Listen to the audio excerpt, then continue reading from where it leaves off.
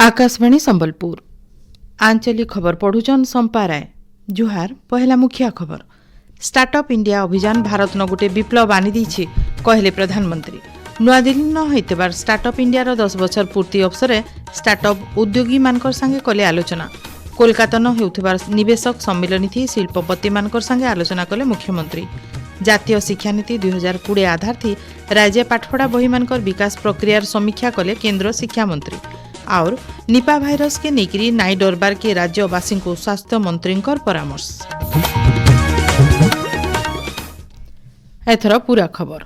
Startup India खाली गोटे योजना नुहे से इटा होचे गोटे इंद्रधनु विजन जेनटा कि भिन्न भिन्न क्षेत्र के नुआ सुजोग सहित जोड़िकी रखिছে बोली प्रधानमंत्री नरेंद्र मोदी कहिछन। स्टार्टअप इंडिया अभियान 10 बछर पूर्ति अवसर नुआ दिल्लीर भारत मंडपम ठाने हेतबार गोटे समारोह थी जोग देकरी प्रधानमंत्री कहिछन मातरक 10 बछर भितरे स्टार्टअप इंडिया अभियान भारत न गोटे विप्लव आनी देछि। भारत यादे पूर्थिर 3 नंबर बड़ स्टार्टअप इकोसिस्टम हे पारिछि। 10 बछर आगनु देशे 500 नु कम स्टार्टअप थिला बेलके यहाँ छिने इटा 2 लाख पार करिछे। 2014 बेलके देशे 4टा यूनिकॉर्न थिला मातरक यादे 125टा यूनिकॉर्न अच्छे बोली प्रधानमंत्री कहिछन। साथियों, स्टार्टअप इंडिया केवल एक स्कीम नहीं बल्कि एक रेनबो विजन है। ये अलग अलग सेक्टर्स को नई अपॉर्चुनिटीज से जोड़ने का जरिया है। पिछले 10 वर्षों में देश में एक ऐसा इकोसिस्टम तैयार हुआ है जो इनोवेशन को बढ़ावा देता है। हमने स्कूलों में अटल टिंकरिंग लैब बनाई ताकि वहाँ बच्चों में इनोवेशन की प्रवृत्ति बने। हमने हैकेथॉन शुरू किए ताकि हमारे युवा देश की समस्याओं के समाधान दे सके। आज लगभग 200 स्टार्टअप स्पेस सेक्टर में काम कर रहे हैं। इन्हें ग्लोबल मान्यता भी मिल रही। कार्यक्रम थी प्रधानमंत्री श्री मोदी देशर भाइब्रेंट स्टार्टअप इकोसिस्टम थी जुड़ी हेगिरी थिबार प्रतिनिधि मानकर संगे आलोचना करिछन। मुख्यमंत्री मोहन चरण माझी आज कोलकाता न हेउथिबार निवेशक सम्मेलन थी जोग देइछन। सम्मेलन थी आज मुख्यमंत्री श्री माझींकर अध्यक्षता थी 3टा राउंड टेबल बैठक हो जाइछि। बैठक थी उषोकसा, चिकित्सा दरब, इलेक्ट्रोनिक्स, आईटी, बयन शिल्प, प्लास्टिक आउ केमिकाल्स, मेटाल आउ डाउनस्ट्रीम बागिर क्षेत्र बाबदे मुख्यमंत्री शिल्पपति आउ पुंजी निवेशकारी मानकर संगे आलोचना करिछन। आइबाकाल भिन्न भिन्न शिल्प संस्थार प्रतिनिधि आउ निवेशक मानकु नेकिरी सम्मेलन हेबा। सम्मेलन थी मुख्यमंत्री श्री माझी उद्बोधन देवार सहित देश विदेशर शिल्पपति आउ निवेशक मानकर संगे झनझन करी आलोचना करिकरी राज्य पुंजी निवेश लागी आह्वान देबे। केंद्र शिक्षा मंत्री धर्मेंद्र प्रधान आज भुवनेश्वर न जातीय शिक्षा नीति 2020 आधार थी राज्य पाठपढ़ा बही मानकर विकास प्रक्रियार समीक्षा करिछन। बैठक थी केंद्र मंत्री श्री प्रधान राज्य शिक्षा क्षेत्र थी संस्कार लगी 4 सूत्री मंत्र देछन। ये अवसर श्री प्रधान 2026-27 शिक्षा बछरनु राज्य 1 नु 8 श्रेणी तक छात्र छात्री मानक लगी 55टा नुआ बही अनाजिवा बोली कहिछन। ई बाबदे जिला अधिकारी मानकर संगे आलोचना करिछन। बैठक थी विद्यालय और गणशिक्षा मंत्री नित्यानंद गंड जोग देकरी शिक्षा क्षेत्र थी संस्कार छुआ मानकर भविष्यत आ ओडिशार प्रगति लगी गोटे सामूहिक प्रतिबद्धता आए बोली कहिछन।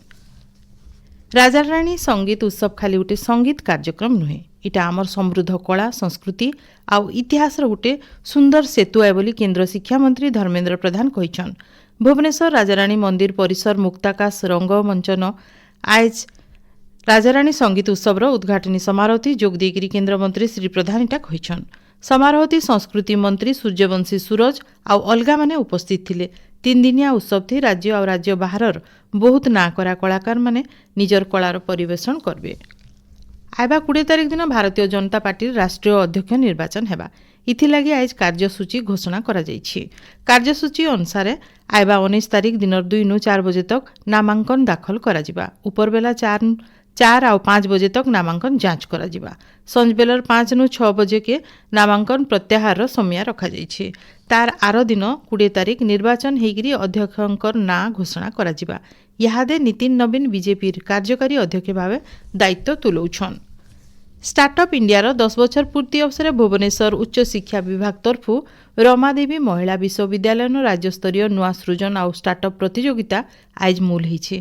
2 दिनिया कार्यक्रम के राज्य सूचना और प्रजुक्ति विद्या मंत्री डॉक्टर मुकेश महालिंग उद्घाटन करिकरी छात्र छात्री माने तैयार करिथिबार स्टार्टअप प्रकल्प मानकु बुली देखिछन। ए कार्यक्रम छात्र छात्री मानकर भितरे सृजनशीलतार विकास सहित स्टार्टअप इकोसिस्टम के आहुरी विकास करबा बोली मंत्री कहिछन। प्रतियोगिता थी 14टा विश्वविद्यालय 72 जन छात्र छात्री भाग नीछन। ये अवसर 10टा श्रेष्ठ स्टार्टअप प्रकल्प के बछा जाइकरी 5 लाख टंका लेखा आर्थिक सहायता जुगे दिया जेबा। आपण माने खबर सुनुछन आकाशवाणी संबलपुर केन्द्रनु। निपा भूताणु के नेकरी आतंकित नाई हेबार के स्वास्थ्य और परिवार कल्याण मंत्री डॉक्टर मुकेश महालिंग राज्यवासी को परामर्श दैछन।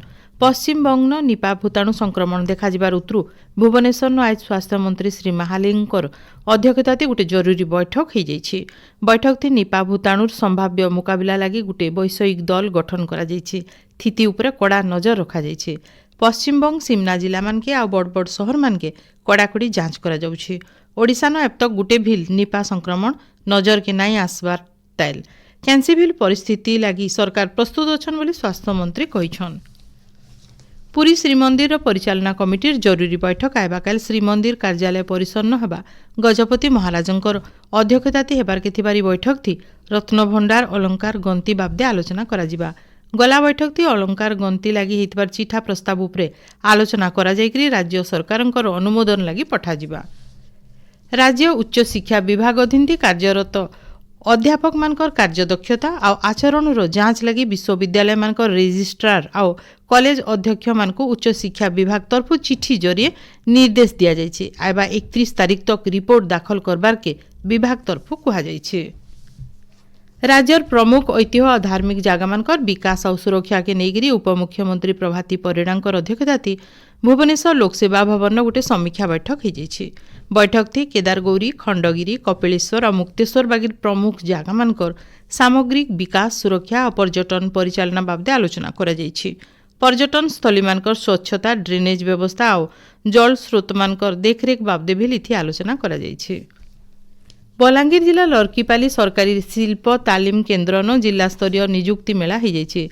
कार्यक्रम थी उपमुख्यमंत्री कनकवर्धन सिंहदेव मुख्य अतिथि भाव जोगदेकी राज्य नुआ सरकार बेकार समस्या दूर करबार लगी गला 1.5 बछर भितरे बहुत जुआन पिला टुकेलू को नियुक्ति देइछन बोली कहिछन।